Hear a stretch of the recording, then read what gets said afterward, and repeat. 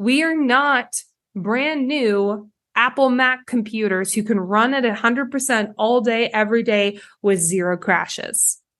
We are human brains that have a certain amount of energy that needs to be replenished. Welcome to the Life Coach Baker podcast. I'm Nicole Baker, life coach for perfectionists who want to set goals and actually follow through with them. I went to my first personal development seminar at the age of 1. Yes, I was quite literally born into this industry. But by 15, I started to implement this mindset mumbo jumbo I'd heard so much about, and it worked. As a recovering perfectionist myself, I've been able to set goals that are way out of my comfort zone and achieve them by doing things imperfectly, without self-judgment, and without the fear of their opinions. And now I help others to do the same.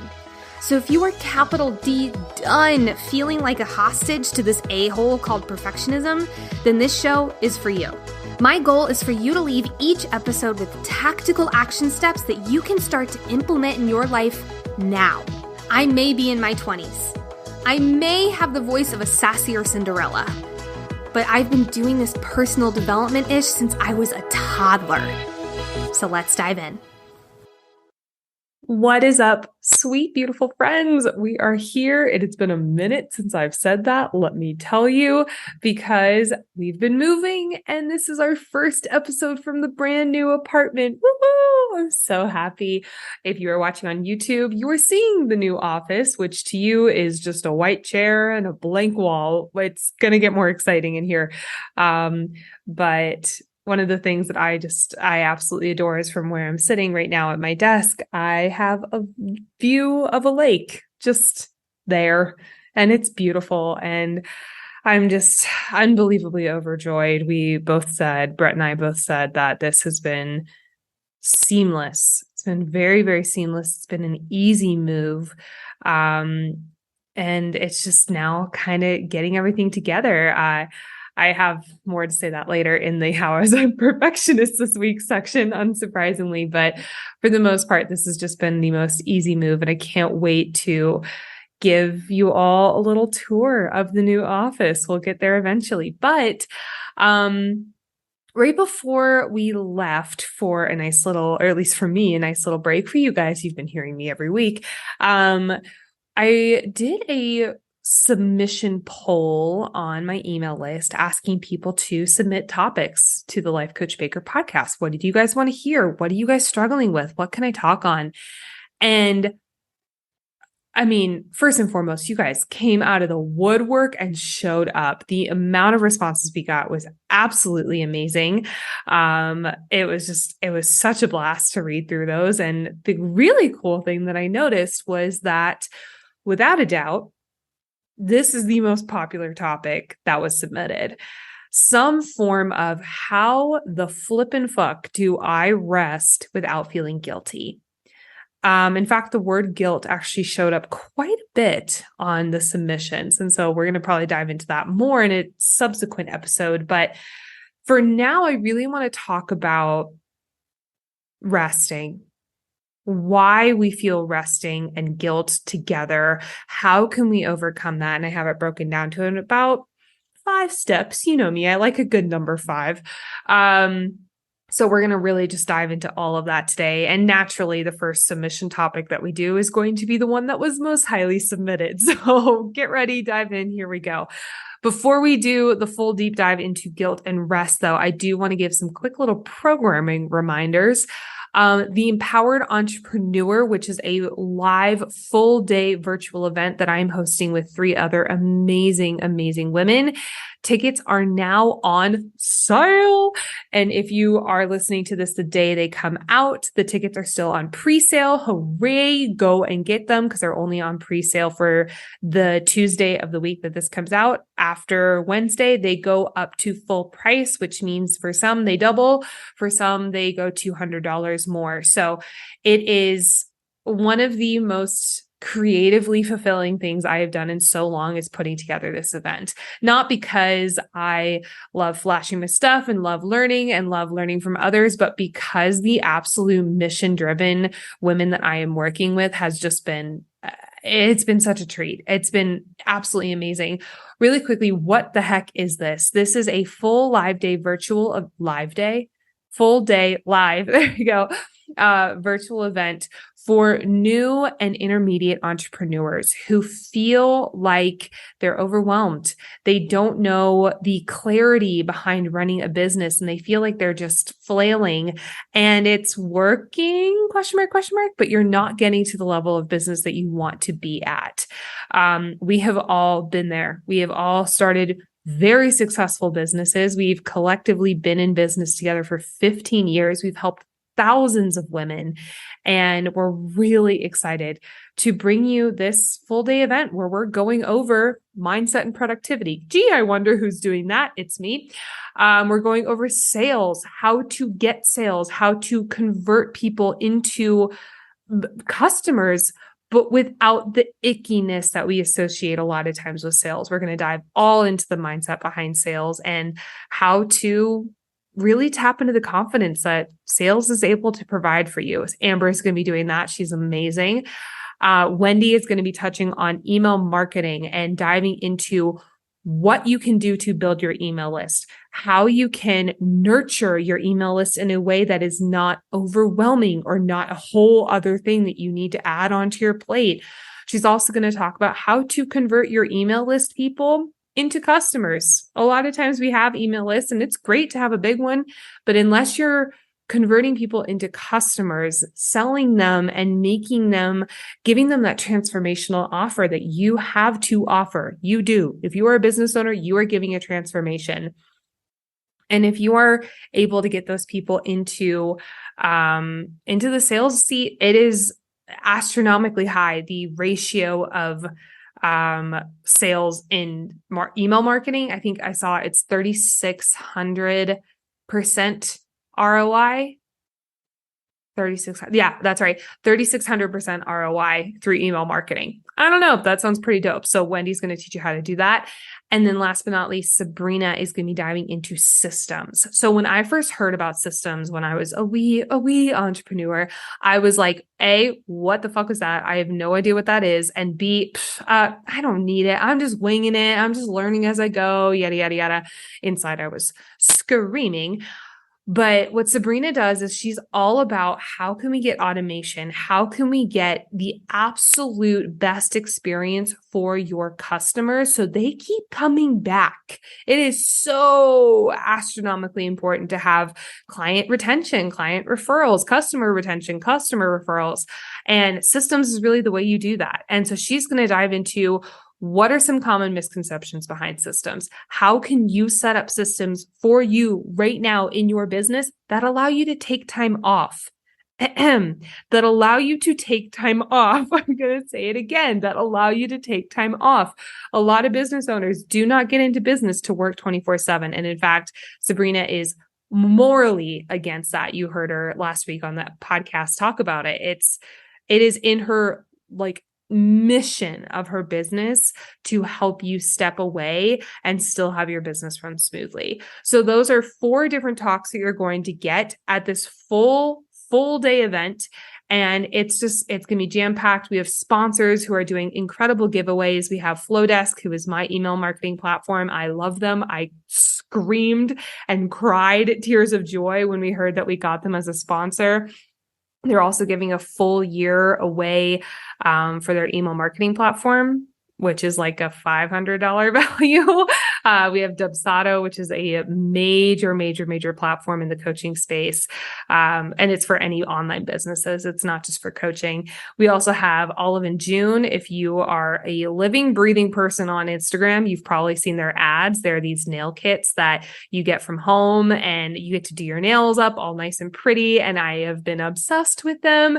And they are a sponsor. They're giving away a free nail kit. And we also have Waro Jewelry, which is this incredible jewelrist. jewelry maker from Austin who is all about sustainable materials. She makes lightweight statement earrings out of clay. They're stunning. I am obsessed with them. She's giving away 3 pairs of earrings. I'm freaking out.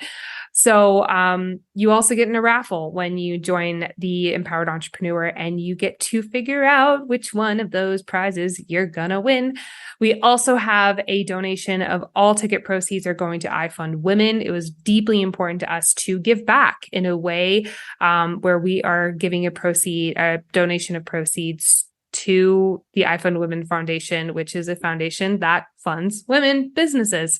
Hooray, we love them. So much information. You can go to the link in the show notes to learn more about it, to save your ticket. Again, if you are signing up the day that this is live, which is Tuesday, congratulations, you get pre-sale pricing. Woohoo! But if not, it is still extremely affordable. It was deeply important to us to make it so that both general admission and VIP tickets were as affordable as possible. And by the way, we do have a payment plan option available for VIP. If you want to do VIP, but you can't pay it all up front, that's totally fine. Again, we wanted to make it so that the financial commitment was not even a question. So go to the link in the show notes, or you can go to my Instagram bio. The link is there as well. To learn more, see about the event, see how much we're pouring into this. It's extremely, extremely valuable, and we're really excited. So new and intermediate business owners, get in it. Save yourself so much time, save yourself so much energy, save yourself so many nights crying in the bathtub to your mom on the phone, just wondering why the heck your business is just not working. I'm just not speaking from experience whatsoever, not at all. But we're really, really, really excited for this event. So let's dive into the meat today behind rest and guilt. First and foremost, I want to talk about why we tend to feel guilty when we're resting. And there's a myriad of different reasons. There can be so many. The main ones that I've seen come up in myself, in my clients, has been from this idea that I should be doing more. I should be working. I should be getting further ahead. I'm going to fall behind. Other people, oh God, I hear this one so much, both in my head, not so much anymore. I used to hear this one a lot in my head, but also a lot with my clients.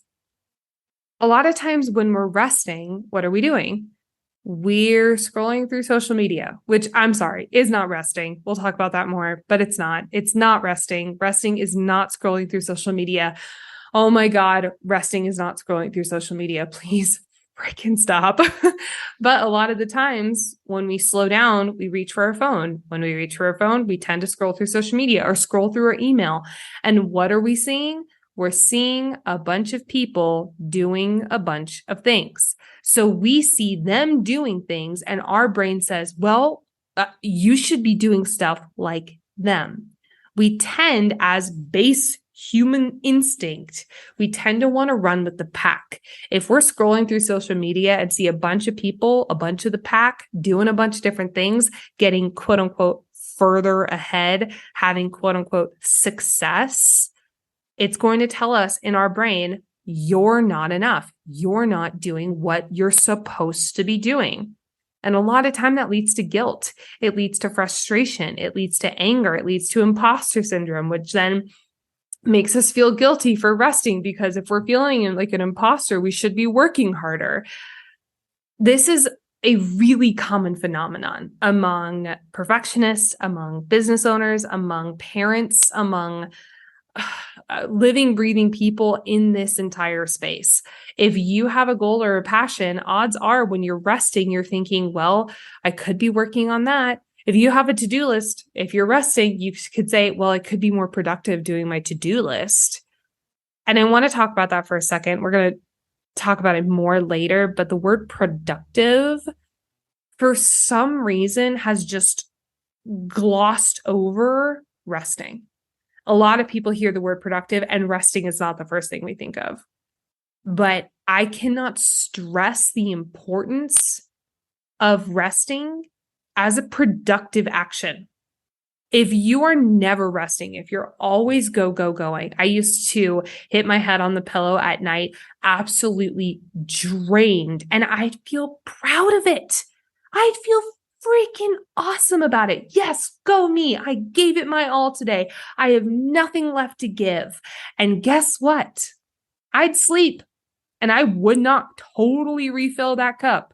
It would be at about 50%. But then I'd go, but I'd burn out a lot faster. But then I'd say to myself, well, yesterday it worked, so it should work again today. So keep going. You're not tired. You're just giving yourself excuses. Wow. This was such a huge part of my life. I'm really realizing how much. And if we're just keeping on with draining ourselves every single day, eventually we get sick.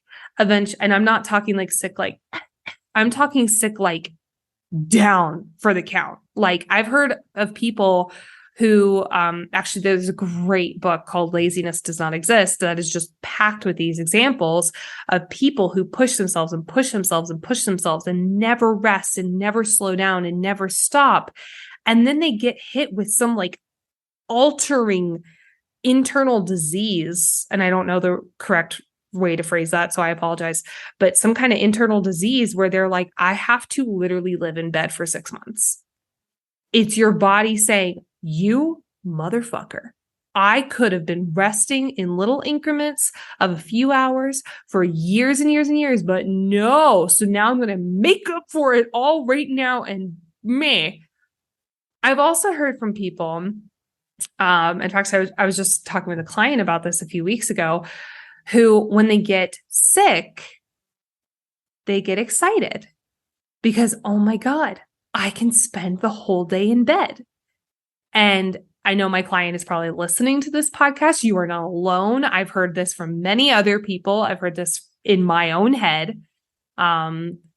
Many, many years ago, I remember in school, back in college, if I got sick, I was almost like, oh my God, can I sit down? Can I sit down and rest? And I don't have to be on my feet. I don't have to, be in the practice rooms for 45 hours a day or whatever. And it was almost this relief. And I think back to this, and I even said this to my client. I was like, I want you to say that again. And she was like, oh, fuck. And a lot of us are in this way. We are almost relieved when we're sick, or when we have a headache, or when we have achy muscles and we need to take a bath with Epsom salts or stuff like that. And it's like, oh my gosh, yes, now I can slow down. Now I have a reason to slow down. So I'm not lazy, but I can slow down. So there's a myriad of different reasons why we feel guilty when we're resting.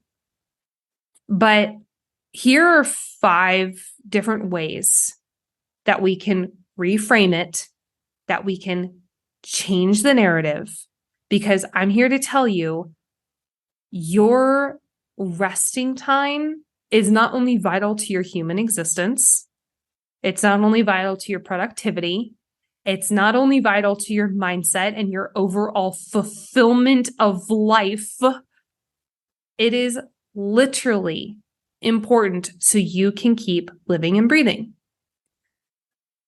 And I can't think of anything more fucking productive.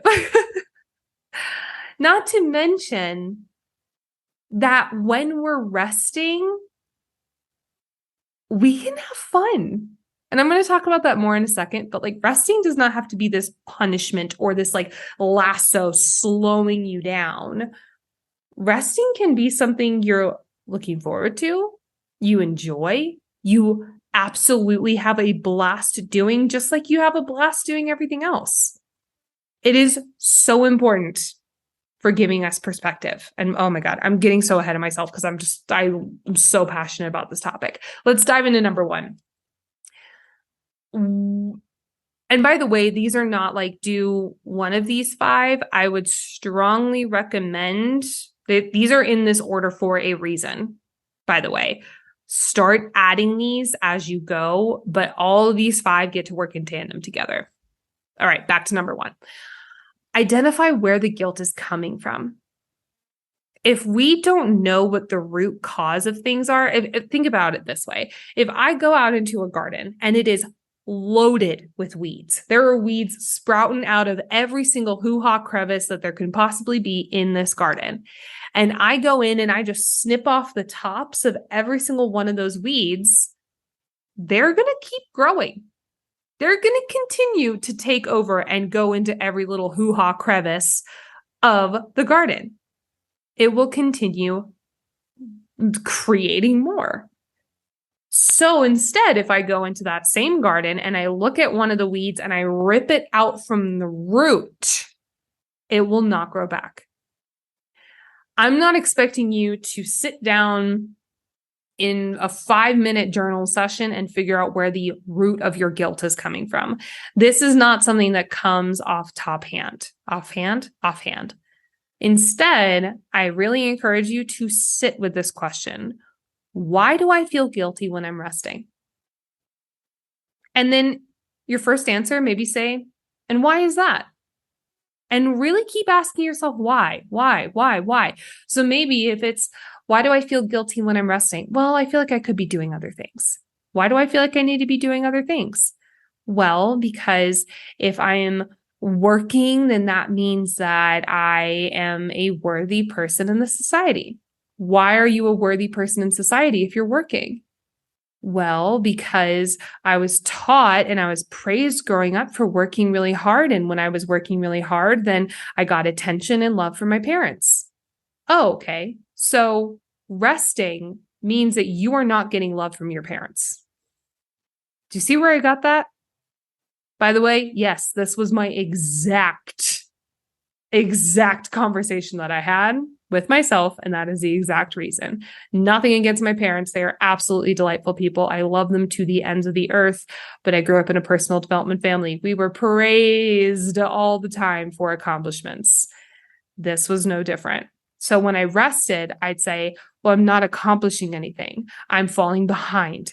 I'm not going to keep on getting ahead. I'm not going to keep getting love from the people who I crave it from the most on this earth. Yeah, it makes a lot of sense why that guilt was there. So I want you to ask yourself, and again, keep asking, why? And why is that? And why is that? It's on average, if we're getting really into the neuroscience behind it, it's on average about a 7 whys until you get to the root cause of it. On average, it could be more, it could be less, but on average about 7 whys before we finally get to the root cause of it. Do not stop at the first one, because that's the surface level one. That's the top of the weeds. We want to get to the root of it. So identify, where is this guilt coming from? Why do I feel guilty when I'm resting? Number 2, urgency. A lot of the reason why we are struggling to rest is because we think about our to-do list or our schedule. And our schedule and our to-do list has a lot of urgency attached to it. Urgency in this way of like, oh my God, well, you need to text that person right now. I hear this a lot, and it was scary, spooky how Kelsey called this out in the Enneagram episode. If I slow down, again, less so now, this is more so old perfectionism, Nicole. If I slow down for even a second, I would start thinking about the people who I need to be contacting. Oh my gosh, you haven't reached out to this person in how long? Oh, you have to do it now. You should have done it yesterday. Go now. And it's like this urgency of like, oh my God, you're right. And suddenly my resting time is just me filling it with a bunch of quote unquote urgent tasks. I was talking about this with a client the other day, where when we're going through our day, we have these ideas, these creative ones, these, oh my God, I need to do X, Y, and Z for the government ones. And we just have these moments of like, oh, I need to do that. Oh, I need to do that. And when we have that, oh, I need to do that, we have a burst of urgency that comes with it. And when we have that burst of urgency and we drop everything and run to that, we are telling our brain that that urgency is basically what we're living off of. That urgency is importance, and you are following what is important. And when we do that enough and we slow down and rest, our brain is just going to say, okay, here's the floodgates of all the incredibly urgent things. Now, here's what I like to think about when it comes to urgency. An urgent task is never an urgent task. I'll say 99.9999999% of the time, it is not an urgent task. We get so bogged down by those little things that come up in our brain that say, oh, you need to do this.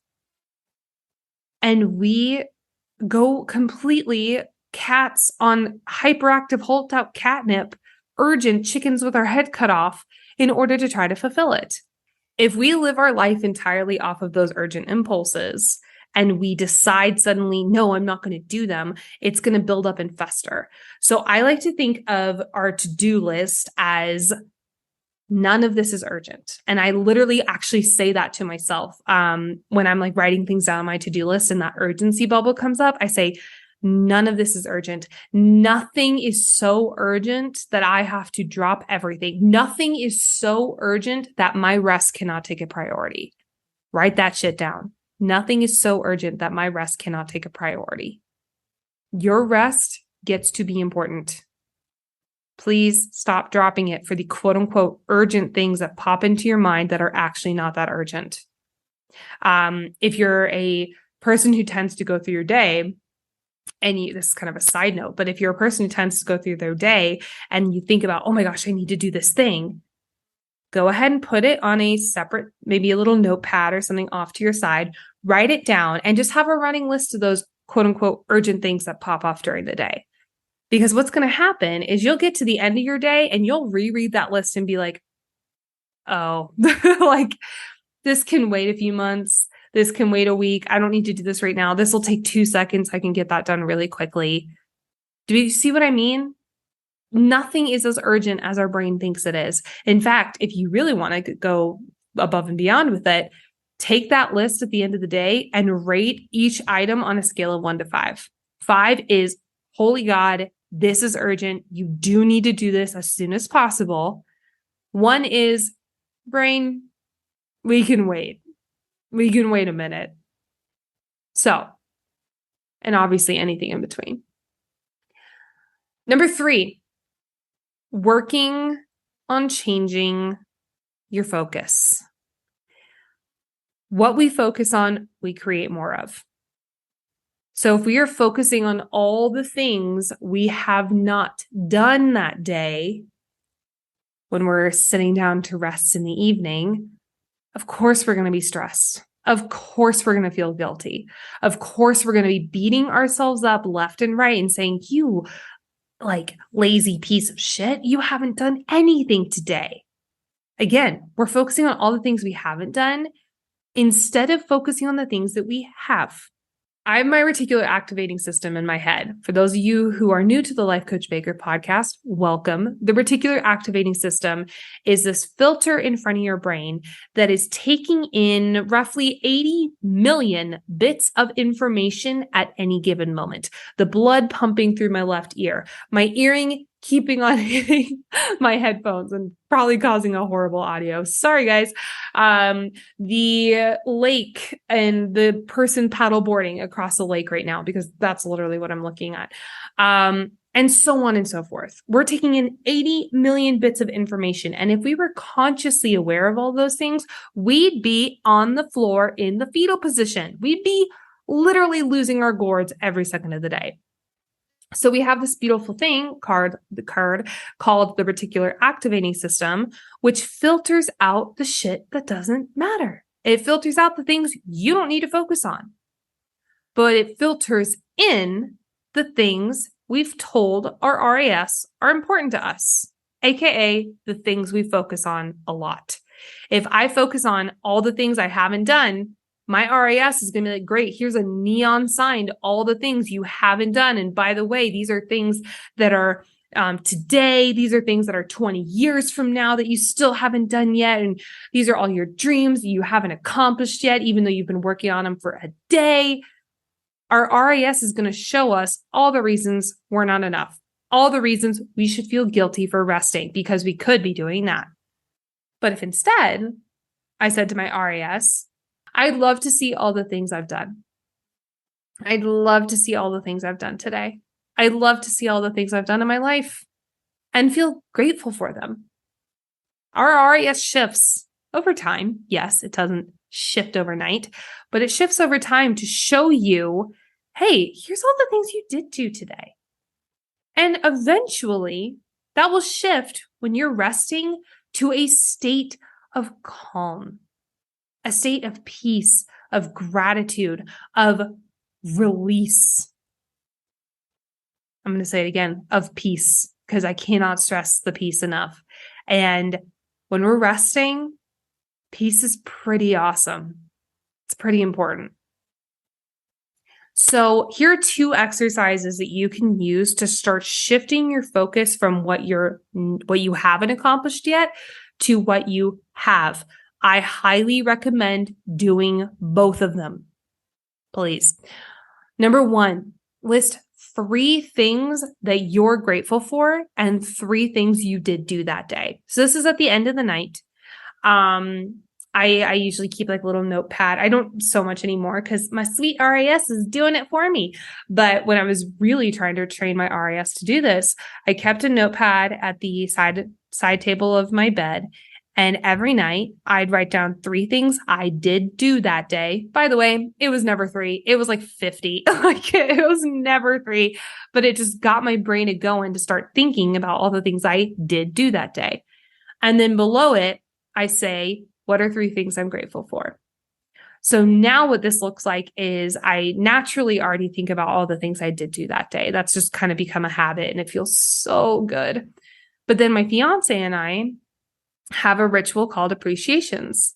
And every night at 8:55, I believe is when his alarm goes off to remind us, we list off 5 things we're grateful for and 1 dream we're excited to accomplish. Note that word choice. 1 dream we're excited to accomplish. Not 1 dream we haven't accomplished yet.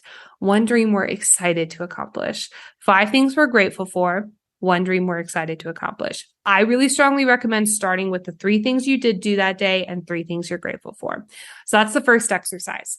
The second is identify where that guilt lives. Or maybe if it's even stress, or maybe it's that urgency we talked about a minute ago. But when you're resting, that, oh, you shouldn't be doing this right now, person, that voice, where does it live in your body? Because it lives somewhere. It's not just a little smoke and ethereal smoke that lives in your body every which way. It tends to clench or tighten or strain in one particular area. So let's say, for example, it's my gut. If I notice, okay, when I am resting and oh my gosh, I need to be doing something. Actually, that's totally where it lives. Now that I feel it, that's absolutely where mine lives, is in my gut. I can tell my reticular activating system, hey, not only look out for this pattern of emotion, this pattern of thought, you should be doing this, you should be doing that, but look out for this pang in my gut. The more and more and more we can give that reticular activating system a neon sign to say, whoa, that feeling, we're trying to change that. Okay, that feeling is going off, Nicole. What do you want to do? And when I have that awareness of, wow, okay, I am feeling guilty when I'm resting. And by the way, the awareness part's important because probably right now you're not consciously aware that you're falling into this pattern, or you're not consciously aware that you're doing this every time you rest. Yeah, you might feel like shit afterward, but your brain has a habit of going into this seamlessly. We want to change that by igniting the RAS to start noticing it so that it can say, whoa, you with the hand, stop on the gut, stop it right now. And instead, so this is step 2 to the exercise, have a mantra, have some kind of word or phrase reminding you to shift your focus into what really matters, resting. So for example, mine for the longest time, and still sometimes use it, is don't know, don't need to know. because I would always think about, oh my gosh, you should be doing this. Oh my gosh, you should be doing that. Oh my gosh, Nicole, like, what are you doing? You have so many things you want to accomplish. Go, go, go, go, go. And so I would say, don't know, don't need to know. To me, that was just the ultimate release. I don't need to know what I need to do right now. I don't need to do anything right now except for rest. So for me, that was, by the way, I got that from a meditation by Jeff Warren, who is my favorite guided meditation guy. He's amazing. Jeff Warren, Warren. But you can also say words like release or that's not important right now. I've even had people say, suck it. And I think it's funny. Anything that will, in your own words, shift your focus away from, oh my God, stress. Oh my God, urgency. Oh my God, guilt, to, that's right. I get to feel restful. I get to do this. This is not something I earn. This is something I get to do for my life. Cool. So mantra.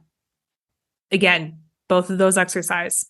Writing things that you want to do writing things that you have done every day, 3 things, and then writing 3 things you're grateful for, as well as identifying where that lives in your body and coming up with some kind of mantra or phrase that will shift that focus back. We create more of what we focus on, create more of peace, create more of joy. Tell that reticular activating system, I'm done feeling guilty. Let me feel peaceful. And guess what? It's going to start showing you reasons to feel peaceful. It's pretty damn cool.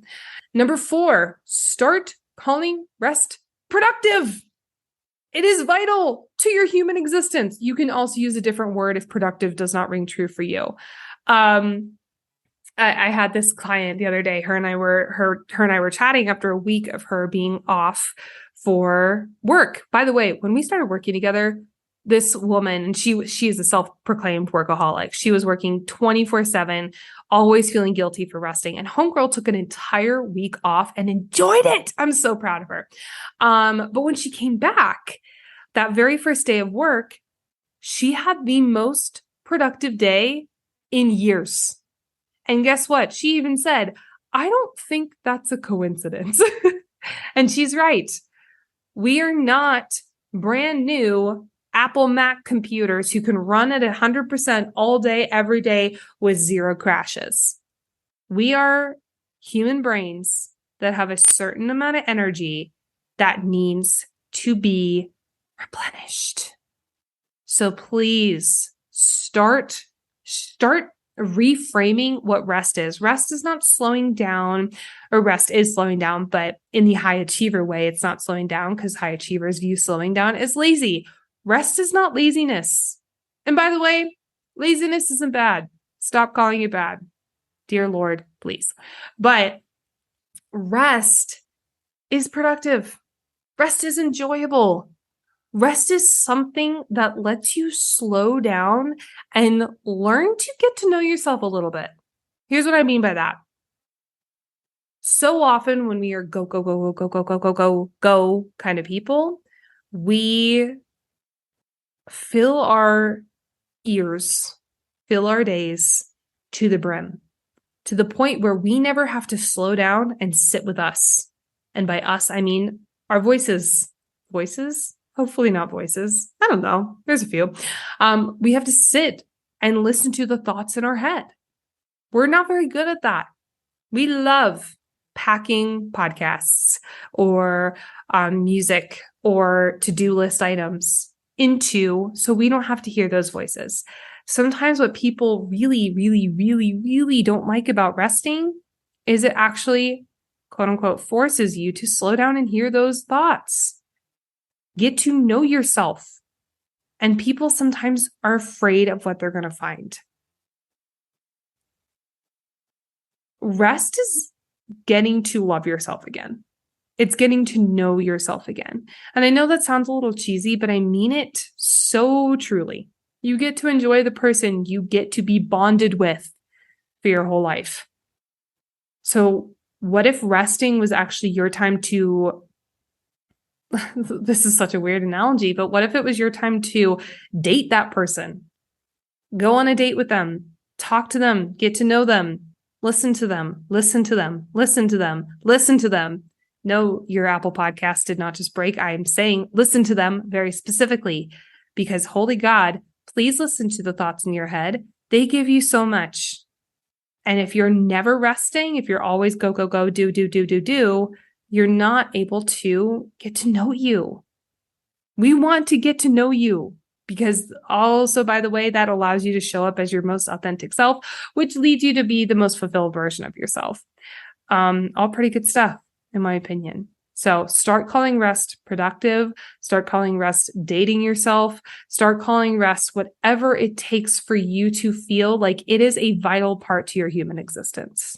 Last but not least, find rest that you love doing. For a lot of people, they hear rest and they're like, oh, okay, like I guess binging Netflix or whatever. And for some people, they love doing that. For me, depending on the show, I love doing that. If I get to watch House of the Dragon for 6 hours straight, God damn it, I will do it. I will do it. But is there a type of rest that allows you to get in the present moment that you enjoy doing? I say that very specifically. Again, we're going back to that. Resting is not scrolling through TikTok or Instagram. Oh my God, rest is not scrolling through social media. Rest is slowing down. It is getting present. You cannot be present if you're on your phone, period. Okay. So for me, a few examples of rest that feels lovely, that feels just totally rejuvenating is going on a walk or a run outside. I'm totally flexing here. I have this gorgeous lake that I now live 10 feet away from.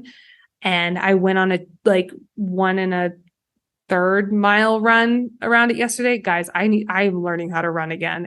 I'm like Bambi walking. Like it is so wild, but I love it. I get to be a beginner. It's really fun. But going on a run, going on a walk, being out in nature, feeling the freaking wind on your face and being consciously aware of it, slowing down and allowing yourself to be grateful for the wind on your face. I tell you, it's like taking the best drug in the world. Not that I would know. Another one is listening to a song that allows you to really feel present. There's a song that I listen to, oh my God, so much, called the Divi Prayer. It's like a 20-minute just like meditation song that I love that shit. Journaling is a really big one, especially if the previous one, calling rest productive, getting to know yourself, getting to know the thoughts in your head again. If that feels daunting, overwhelming, try journaling. Journal them out. Just do stream of conscious journaling. My best ideas in my business, in my life, in my relationship have come from stream of conscious journaling. It's actually amazing. Another one I love doing is cooking. Cooking to me is very relaxing. I know that is not everyone, but for me, it is something that I finish doing and I feel more energized. This is a really good meter. Rest, because rest gets to be personal, just like all things on the flippin' planet.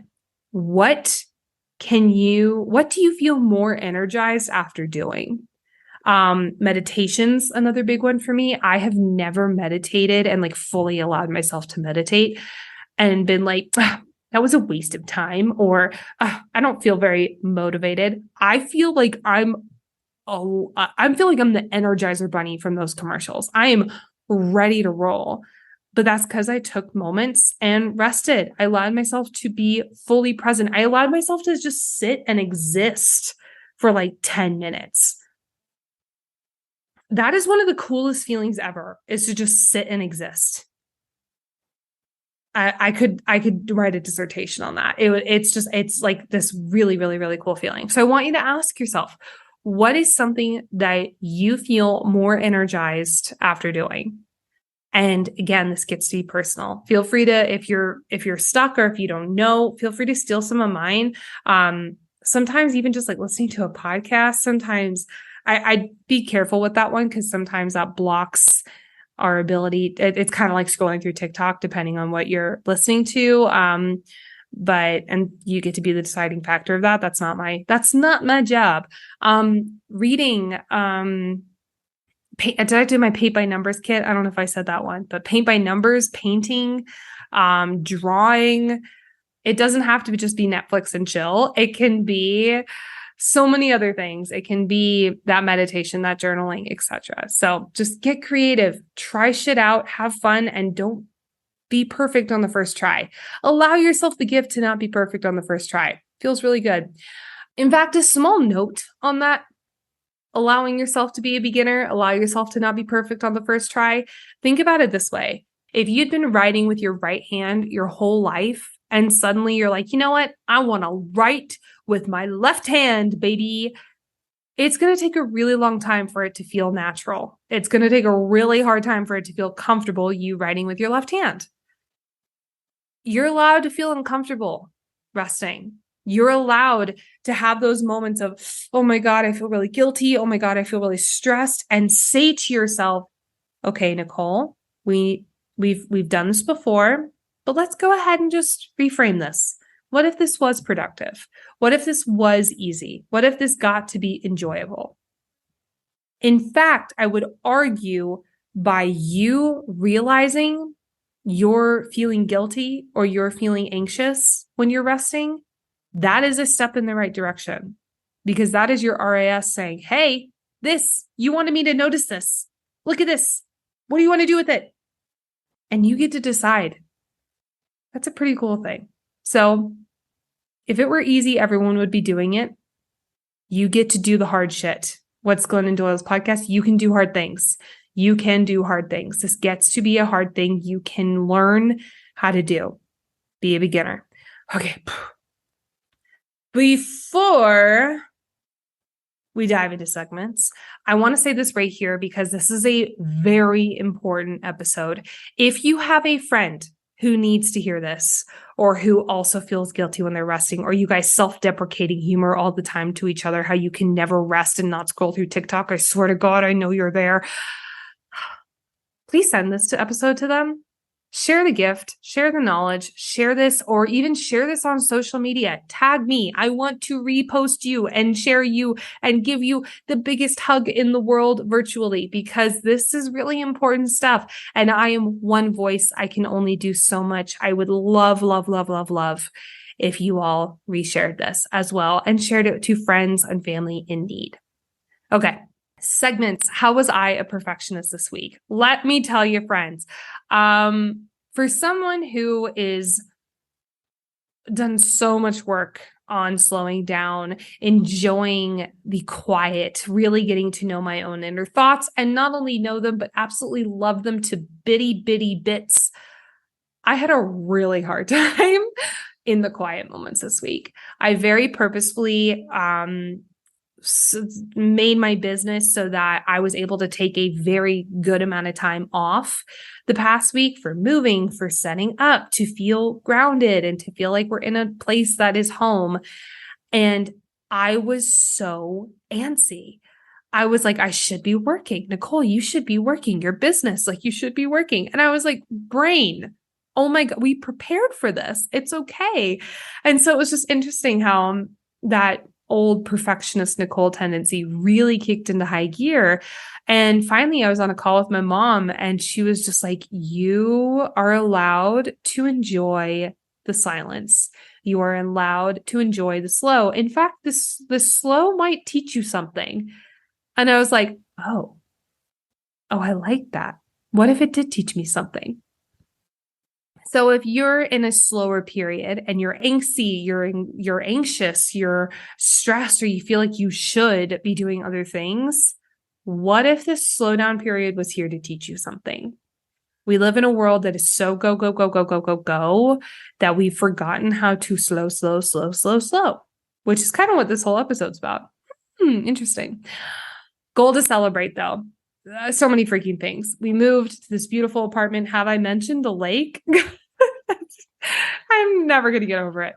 And also, the Empowered Entrepreneur is happening. I am overjoyed. I cannot wait for this thing to come to fruition and for you guys to be a part of it. This has been, again, one of the most creatively fulfilling things I've ever worked on. And I know that is going to pour into you all as you attend. And just, I'm so excited. So again, tickets are on sale now. If you go to the link in the show notes and you are an entrepreneur, whether you're new, you're brand new, like haven't even started your business yet, or you've been in business for a few years and you're just not to the level where you want to be, this is for you. This is all about those cornerstone foundations, helping you master them. And by the way, we're giving you actionable takeaways. That is extremely important to us, to not just be like, follow your dreams.